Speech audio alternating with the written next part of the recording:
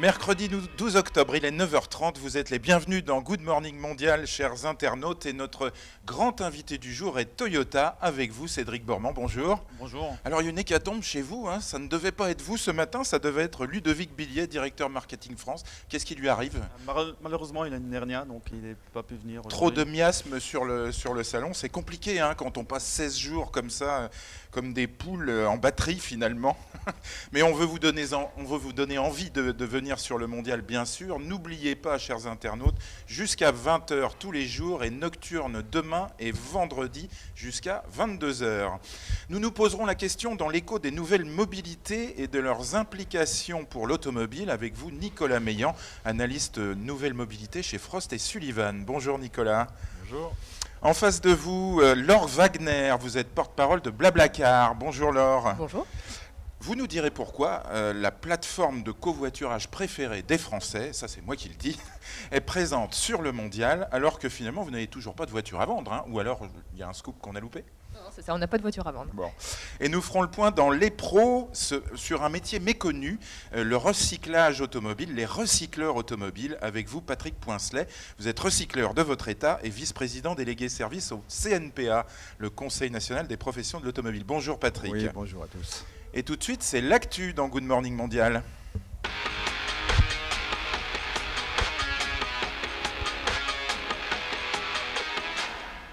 L'Espagne, tout d'abord, présente un deuxième plan d'aide à l'achat pour les véhicules à énergie alternative. Ce plan se nomme Movea.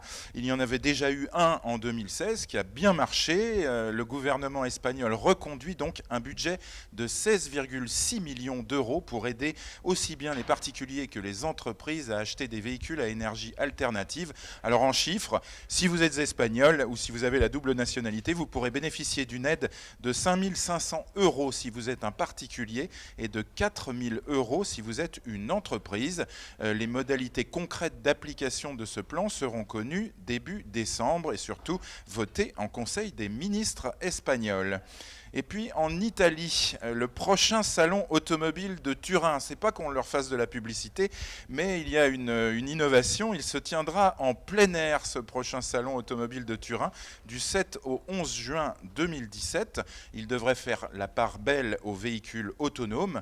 L'entrée sera gratuite et ce salon donc en 2016 a accueilli 43 constructeurs, 12 centres de design, 650 000 visiteurs. C'est un salon qui monte et qui attend pour 2017 à peu près 700 000 visiteurs, donc en plein air. Et puis en Allemagne, le groupe Volkswagen annonce que son deuxième SUV, l'Arona, devrait être présenté au prochain salon de Francfort. C'est en septembre 2017.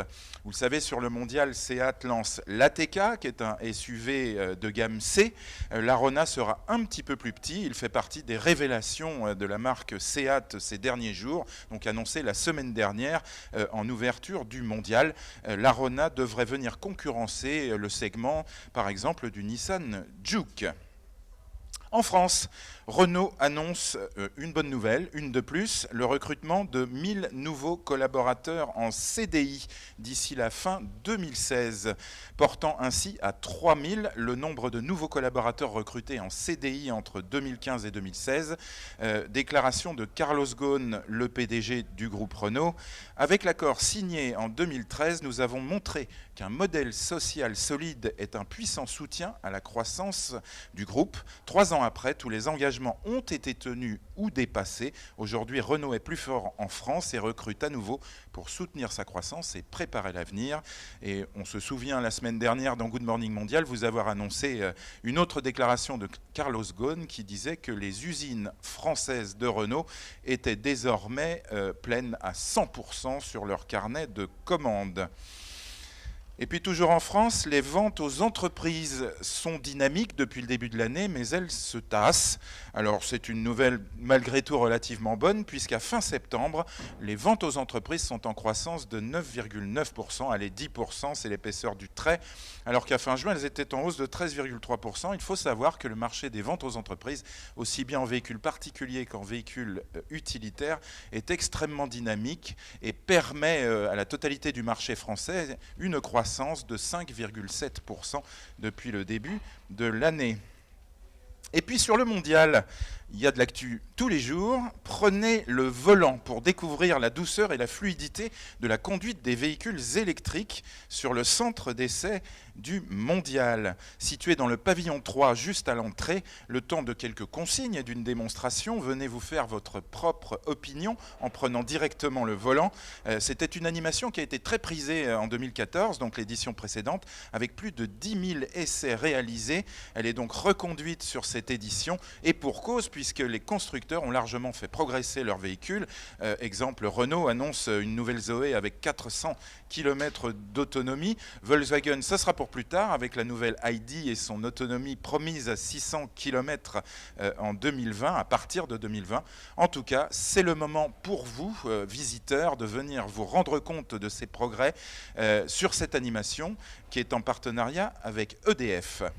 Le Mondial qui se digitalise, c'est une première cette année. Vous pouvez découvrir le salon de chez vous en visite immersive et même sans casque de réalité virtuelle. Vous pouvez découvrir ainsi de l'intérieur tous les grands stands. L'immersion est totale. Vous pouvez ainsi circuler à l'intérieur des stands comme si vous y étiez. Vous le voyez sur les écrans autour de nous. Préparer votre visite ou revivre d'excellents moments de votre séjour au Mondial. Pour vous proposer cette expérience exceptionnelle, ce sont les équipes du groupe Argus de l'automobile, partenaires du Mondial, qui ont filmé pendant une nuit complète les stands du Mondial avec 10 caméras 360 degrés. C'était dans la nuit du 30 septembre au 1er octobre, et puis les montages ont eu lieu afin de vous proposer cette visite très addictive. On poursuit tout de suite cette discussion, c'est dans la conso.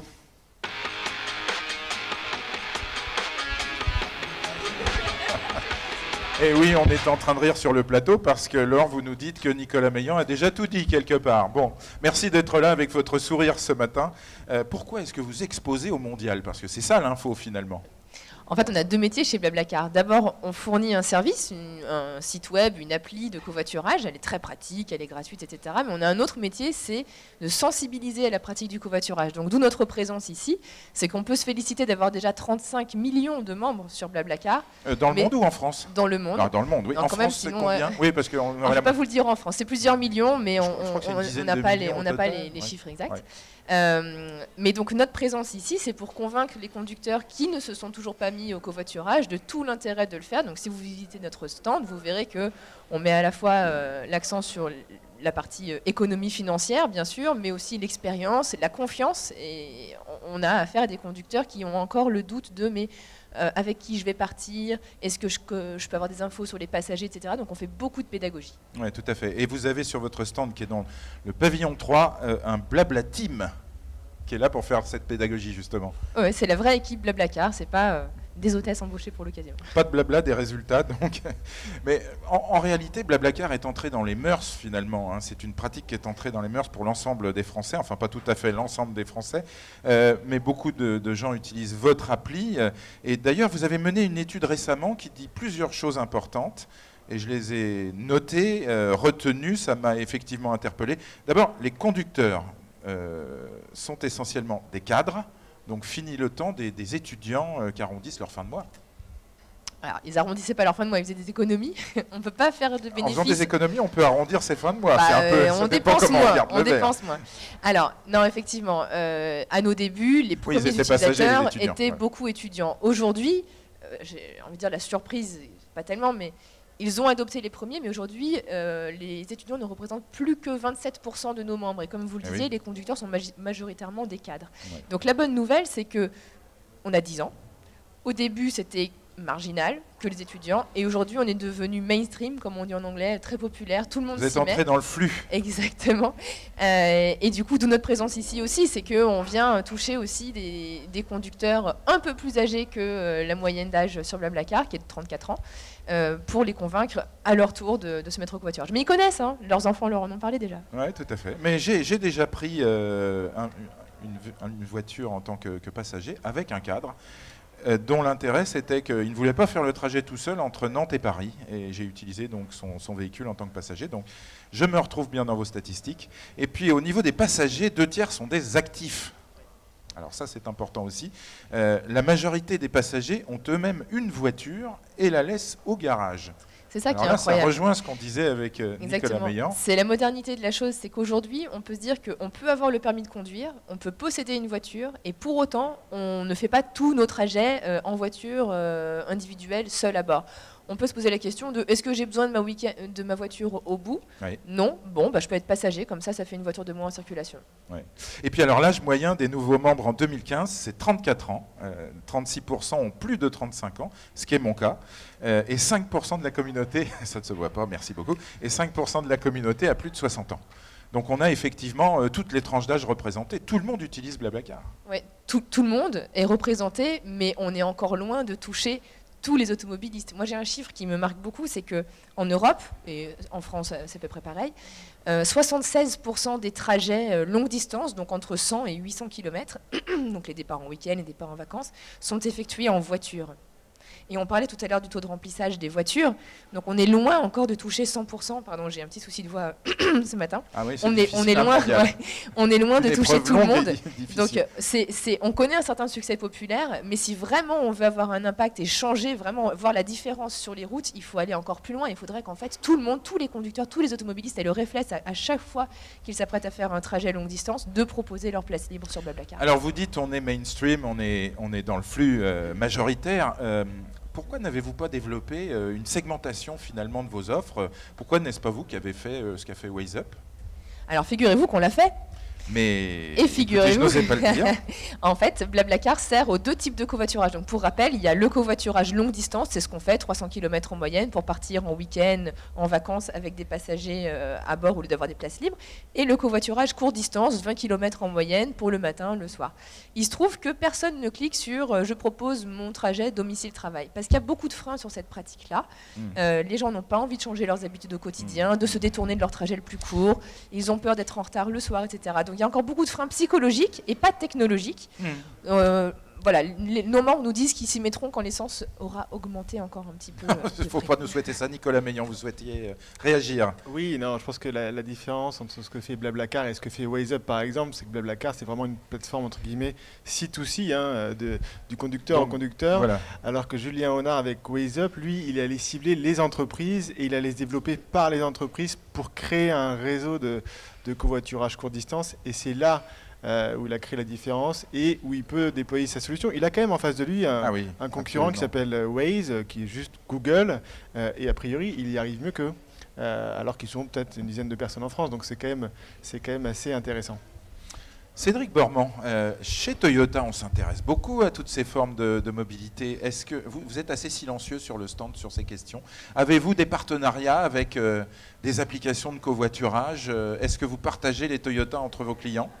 Oui, on est actif sur plusieurs segments là-dessus. Donc on a des partenariats avec Communauto par exemple. On a aussi, je crois que Nicolas voulait en parler, à Grenoble, on a la iRoad qui est en projet de test. Donc c'est la voiture pour le dernier kilomètre, donc un véhicule tricycle et électrique. Donc il y a pas mal d'initiatives. Aux États-Unis, il y a une initiative avec Uber. Donc voilà, donc ça, je dirais que tous les constructeurs se lancent là-dedans et oui. ça bouge fortement. Vous n'avez pas investi dans des startups des nouvelles mobilités chez Toyota? C'est la différence avec les constructeurs français, par exemple. On n'a pas investi dans les startups de nouvelles mobilités. On a investi dans pas mal d'autres, je dirais, segmentations là-dessus. Et c'est surtout aux États-Unis et au Japon que les investissements se font pour l'instant. Bon, et l'Europe suivra, comme toujours, voilà, avec Toyota. Ensuite, mais avec des choses qui marchent, effectivement. On termine avec vous, Laure. Est-ce que vous considérez finalement que le covoiturage peut être une menace pour l'automobile ou pas du tout?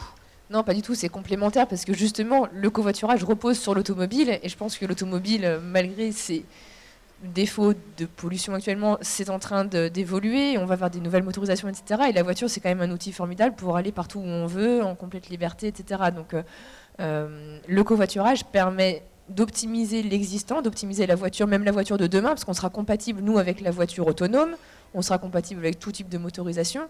Juste, on se projette un petit peu dans 10 ans, voiture autonome, Blablacar, notre métier, c'est pas forcément de mettre en relation des conducteurs avec des passagers, c'est de mettre en relation des gens qui vont au même endroit, oui, tout à fait, dans un véhicule. Donc si le véhicule est autonome, on pourra le partager via Blablacar quand même.